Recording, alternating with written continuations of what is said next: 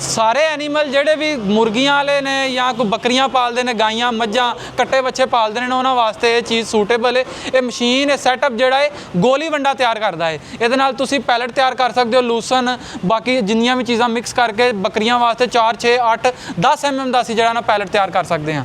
ਅਸੀਂ ਉਹਨਾਂ ਨੂੰ ਮਸ਼ਵਰਾ ਦਿੰਦੇ ਹਾਂ ਕਿ ਛੋਟਾ ਜਿਹਾ ਸ਼ੌਕ ਹੁੰਦਾ ਹੈ ਜਿਹੜਾ ਘਰ ਦੀ ਛੱਤ 'ਤੇ ਵੀ ਕੀਤਾ ਜਾ ਸਕਦਾ ਹੈ, ਲੇਕਿਨ ਇਹਨੂੰ ਕਿੰਨਾ ਆਸਾਨ ਹੈ ਕਰਨਾ। ਇਹ ਇੱਕ ਜਾਨਵਰ ਨੇ ਵੇਸਟ ਜ਼ਾਇਆ ਕੀਤਾ, ਇਹਨੂੰ ਕ੍ਰਸ਼ ਕਰਕੇ ਇਹਦੇ ਅੰਦਰ ਵੰਡਾ ਮਿਕਸ ਕਰਕੇ ਇਸ ਮਸ਼ੀਨ 'ਚੋਂ ਗੁਜ਼ਾਰਾਂਗੇ ਤੇ ਉਹ ਪੈਲਟ ਫਾਰਮ 'ਚ ਆ ਜਾਏਗਾ, ਜਿਹਨੂੰ ਅਸੀਂ ਤਕਰੀਬਨ 2 ਸਾਲ ਤੱਕ ਵੀ ਸਟੋਰ ਕਰਾਂਗੇ। ਉਹ ਹੋਏਗਾ, ਉਹਨੂੰ ਫੰਗਸ ਨਹੀਂ ਲੱਗੇਗੀ, ਉਹ ਜਿੰਨਾ ਜ਼ਰੂਰਤ ਹੈ ਤੁਸੀਂ ਡੇਲੀ ਬੇਸਿਸ ਤੇ ਐਨੀਮਲ ਨੂੰ ਫੀਡ ਕਰਵਾਓਗੇ, ਐਨੀਮਲ ਉਹਨੂੰ ਜ਼ਾਇਆ ਵੀ ਨਹੀਂ ਕਰੇਗਾ। ਇਹ ਸੈਟਅਪ ਤੁਹਾਨੂੰ ਸੋਬੀ ਐਗਰੋ ਮਸ਼ੀਨਰੀ ਡਸਕਾ ਲਾਹੌਰ ਜਾਂ ਕਰਾਚੀ ਸ਼ੋਰੂਮ ਤੋਂ ਮਿਲ ਸਕਦਾ ਹੈ। ਮਸ਼ੀਨਾਂ ਚਾਈਨਾ ਤੋਂ ਇੰਪੋਰਟਡ ਨੇ।